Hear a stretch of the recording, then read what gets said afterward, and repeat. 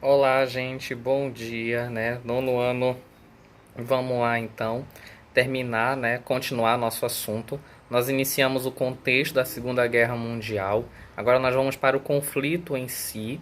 Nós vimos que o contexto tem muito a ver com os fatores internos da Alemanha, que era do Tratado de Versalhes, o colapso econômico que ela acabou ficando depois da Primeira Guerra, e o contexto externo era a crise de 29 e o avanço do comunismo tão odiado, né, pelos europeus, né, tão temido, né, já que a Rússia faz parte da Europa também, né, e outra parte da Ásia, para o avanço do comunismo, né, desde que ele começou lá na Revolução Russa, que nós também já estudamos. Agora nós vamos falar do conflito em si. Eu vou mandar um documentário depois para vocês, para nós fazermos como atividade para a próxima aula, né? É um documentário muito rico, e vou enviar para vocês, né? O conflito é algo realmente muito grande, é extenso, mas aqui o livro de vocês só me dá algumas opções e a gente vai fazer ele bem limítrofe, né? Uma coisa simples, para que não fique também tão pesado, confuso, né? Como foi no caso da Primeira Guerra e da Revolução, né? Então, a gente hoje vai fazer mais simples, tá bom? Bom, na página 184 é onde começa então esse assunto do conflito, né? E o livro começa destacando sobre a forma racial, social com que a Alemanha foi ganhando aí o seu rumo devido à ideologia nazista, né? Especialmente os judeus que foram os mais perseguidos e mortos durante esse período, né? Principalmente nos campos de concentração, você já com certeza já ouviu falar dos horrores dos campos de concentração, né? Se quiser, eu vou enviar até um outro vídeo também falando só sobre os campos, né? Vou buscar vídeos também que não tenham imagens tão pesadas, porque como são cenas muito fortes mesmo, nem todo mundo aguenta ver. Como vocês ainda têm assim uma certa idade, né? Tem principalmente as garotas, né? Não dá para ficar vendo coisas tão horrorosas assim o tempo todo. Então eu vou fazer um vídeo simples sobre isso, né? Pedir para vocês verem. Mas com certeza vocês já entendem que teoria da raça pura para o Hitler era uma teoria de sangue. Então, todos os grupos sociais da Alemanha, que eram considerados esquisitos por causa da sua linhagem sanguínea ou cultural, eram perseguidos e mortos. E os judeus aí, né, de trocentas formas que você possa imaginar, principalmente nos campos de concentração. Depois, né, o livro continua falando sobre a expansão alemã que abalou as estruturas da Europa, né? A Alemanha lá ocupou a Polônia, depois ocupou todas as regiões que nós já falamos, que ficava próximo da União Soviética, o que levou o Hitler e o Stalin a fazerem um pacto de não agressão um ao outro, né? Para que não houvesse aí os conflitos. Também houve um pacto de não agressão, né? E de divisão de territórios que faziam parte da França, né? E da outra parte da Tchecoslováquia, tivemos uma anexação da Áustria, e aí também vai expandindo para a Noruega, a Holanda, a Bélgica e a Dinamarca, o seu território. Quando chega a 1940, ou seja, 2 anos após o início da guerra, nós já temos aí alguns países, né, além do norte da África, né, partes da Alemanha, além do fato da Itália ter entrado junto com a Alemanha, né, aí como aliada. Então, nós temos o lado depois da guerra do eixo e o lado dos aliados. O lado dos aliados eram todos aqueles que eram contrários à Alemanha.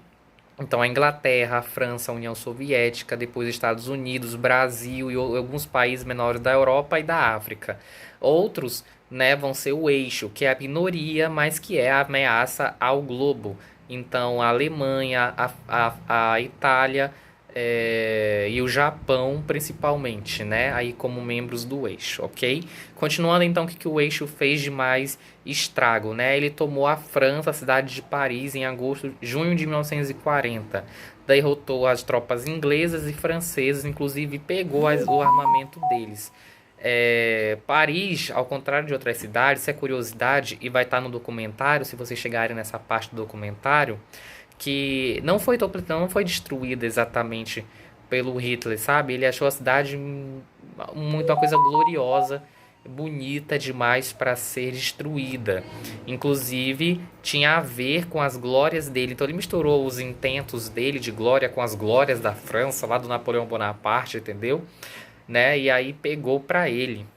Então, Paris não foi completamente destruída. Mas é claro que os franceses, são os mais afetados, então eles vão sentir muito mesmo pelos alemães estarem na França. Inclusive, eu tenho essa cena do documentário da chegada e os franceses estão até chorando por causa da chegada dos alemães em Paris, certo? Com isso, o Hitler vai então para cima da Inglaterra e a Inglaterra sente que tem que se defender. Se você lembrar também como começa o filme de Nárnia, todo mundo deve lembrar, né? Quando começa o filme de Nárnia, Nárnia começa com os irmãos lá, né? O Edmundo, né? O Pedro, a Lúcia, né? Fugindo de bombardeio junto com a mãe, né? Você deve lembrar, né? Que começa com os bombardeios o filme. E justamente aquilo era a cena da Segunda Guerra Mundial, quando a Alemanha chega nos céus ingleses e começa a bombardear Londres, né? E foi, gente, mais de aí 30 mil toneladas de bomba, sabe? O que levou os ingleses a é, uma rápida, uma rápida defesa. Essa defesa foi por causa do primeiro-ministro Winston Churchill, né? O nome desse homem, gente, é muito importante nesse momento, porque graças a esse primeiro-ministro, a Inglaterra conseguiu usar de toda a sua tecnologia para renovar a guerra e impedir que ela fosse dominada pelos alemães. E eu estou falando de duas coisas. Primeiro, dos radares e do GPS, uma novidade para a época. Graças a isso, a Inglaterra conseguiu detectar onde os inimigos estavam, quando chegavam, a que distância estavam de uma região. Então foi mais fácil elaborar uma tática de defesa por causa do GPS, tá? E do radar, né? E depois, por causa dos... Segunda coisa mais importante foi por causa dos aviões de caça ingleses. Então, os aviões, né, entraram de maneira muito nova nessa guerra, com mais tecnologia, mais velocidade. Então, os pilotos, né, alguém muito especializado que vai nesse céu e vai lutar lá no céu com arma e tudo, né? E tem vários filmes, né, que falam sobre isso, onde, né, a guerra fica nos céus, os aviões ficam atirando uns nos outros e jogando, né? Então, fazendo várias manobras, né? Então, graças a esses dois, os aviões caças e a tecnologia radar, que os ingleses conseguiram resistir os alemães por muito tempo, né? Com isso também houve a frente, né, dos franceses, quando os civis mesmo formavam vários grupos de resistência. Então nós temos aqui, inclusive, né, os franceses que ficavam nas redes de abastecimento, de transporte, servindo de espiões e de guerrilhas urbanas. Outros se camuflavam, se colocavam em pontos estratégicos nos bosques e nas montanhas. Então isso é muito forte, né? É, para continuando, né? Para o lado oriental, a guerra foi em rumo à União Soviética, quando Hitler já pretendia, né, há muito tempo derrotar. Então ele quebra com o pacto de não agressão com o Stalin e invade a Rússia, né? Quando ele chega lá, os soviéticos destroem todo o que serviria de vantagem para os alemães. Então, comida, bebida, planta, riqueza, qualquer coisa é destruído, né? E aí os alemães ficam um pouco em desvantagem por causa da falta de suprimentos. Mas aí tá, né? Todo o exército leva seu próprio suprimento, né? Então eles avançam por mais de... deixa eu ver aqui uma informação correta. Por mais de 700 quilômetros dentro da Rússia, né, derrotando tudo que vinham pela frente. E os alemães estavam se achando, né, assim, super vitoriosos, porque iam chegar lá, né, lá em Moscou, lá em Leningrado, São Petersburgo, iam derrotar lá os palácios, iam pegar o Stalin com certeza, né, tinha toda aquela animosidade. Mas isso vai acabando com o tempo. Por quê? Porque vão encontrar várias resistências do clima russo, que vocês devem saber que é um frio lá que só Deus aguenta, né? E também a parte da fome, como falei para vocês, porque muitas coisas de gêneros foram destruídos pelos próprios russos. E a resistência russa, claro, né? Graças à Batalha de Stalingrado do Exército Vermelho Soviético, né, os alemães foram derrotados, isso em fevereiro de 1943 e janeiro de 1944, né? Expulsando eles primeiro de Stalingrado, depois de outra região, né, chamada Leningrado, né, que ficava ali próximo de São Petersburgo. Então, com isso, eles se recuem, né, a sensação de derrota da Rússia depois faz muito pesada e os nazistas são obrigados a recuarem. Não só isso, a União Soviética pressiona eles ainda mais, bota a berma para cima. Sabe aquela coisa de botar para cima mesmo, de bater e bater até a pessoa gritar chega?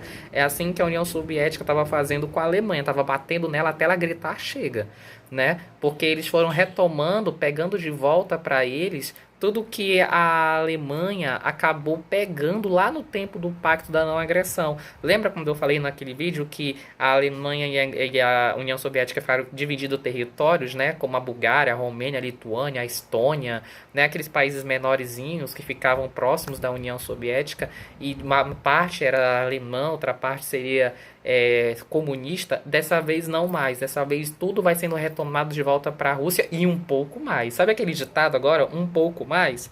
Pois é, então além disso, de retomar todos aqueles territórios, eles um pouco mais vão até perto da Alemanha. Com isso, os alemães ficam tremendo na base. Quando o Hitler percebe que está perdendo do lado oriental, ele olha para o lado ocidental e também está perdendo. Por quê?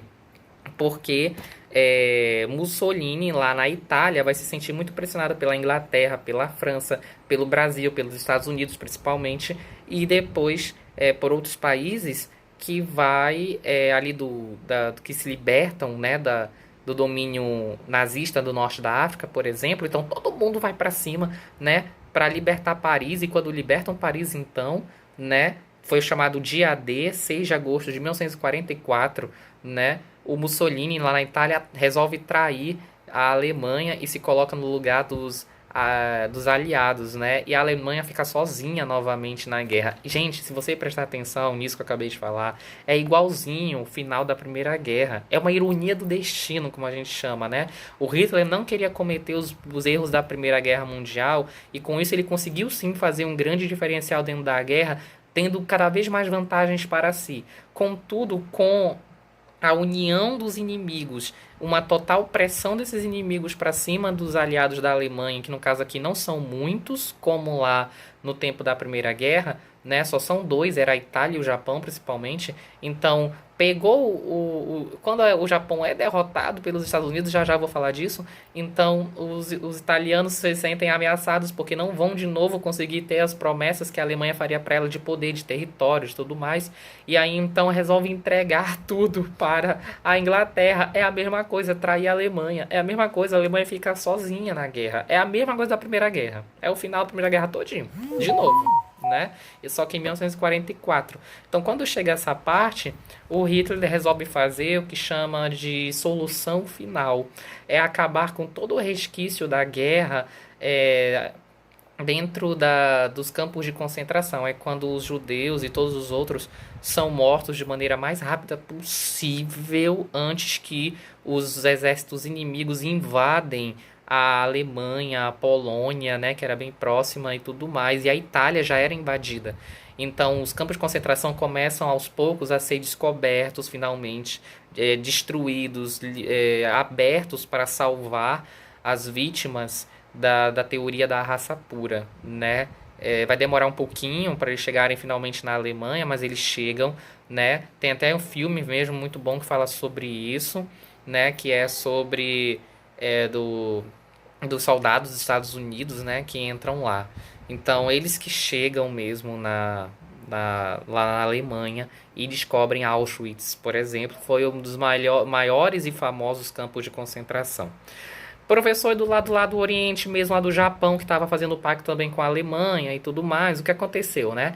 Bom, como eu disse para vocês, o Japão queria derrotar principalmente a China e conseguiu no início da guerra. E não só isso, mas também a Península Japonesa, ou seja, todas as ilhas ao redor do Japão, da China e até mesmo estavam indo lá para a Austrália. Acontece que o Japão se incomodou com a presença norte-americana, que tinha algumas colônias ali americanas, né, daquele lado. E aí atacou sem mesmo, sabe, do nada, assim, os Estados Unidos, né? E os Estados Unidos ficaram bastante furiosos, né? Para não dizer aqui outra palavra, eles ficaram assim bastante zangados, eles ficaram raivosos por causa disso, porque os japoneses foram muito covardes no olhar deles, né? Em atacar sem anúncio prévio, né? O que para alguns não é muito assim, digamos, compreensível, porque se você tá numa guerra dessa escala, a maior guerra do mundo, né? Como que eu vou te ligar? Oi, fulano, tudo bem? Olha, seguinte, daqui a 3 horas da tarde eu vou atacar você, tá? Te prepara que eu vou querer matar você, vou querer matar todo mundo. Então é uma ironia muito grande, né? De repente. Só que a gente também tem que entender a formalidade da guerra. A guerra não poderia acontecer sem um aviso prévio. Então é por isso que os Estados Unidos se sente bastante assim. Então é aí que acontece, como disse para vocês um pouco antes, toda a união com todos os aliados e atacar de vez ali a Península Japonesa, o que derruba realmente o poder do Japão. Só que tem um problema, o Japão não se rende fácil, ele não se rende fácil, ele tá ali se mantendo ainda como Japão, sabe? Naquela teoria que nós já falamos, né?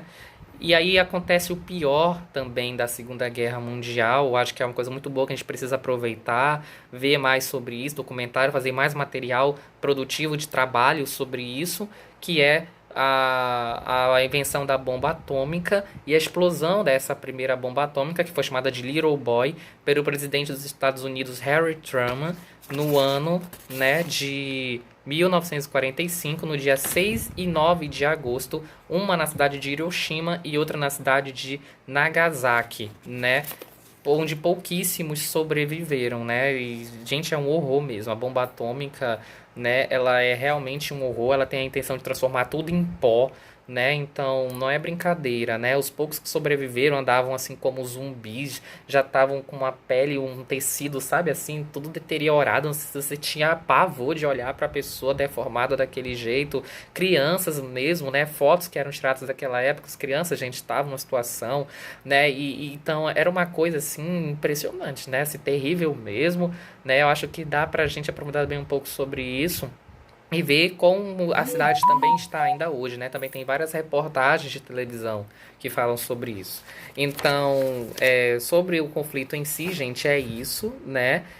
Depois nós vamos para os desdobramentos, ou seja, as consequências, do que ficou acertado, como que a Alemanha dessa vez foi tratada, foi julgada, foi vista, como que os judeus foram vistos, como que acertou, todas essas questões, né, de se acertar, de buscar um rumo, enfim, a gente vai ver depois, tá bom? Do conflito em si é isso. E agora nós vamos para as atividades, para as novidades que a gente tem que acertar sobre isso. Muito obrigado e tchau.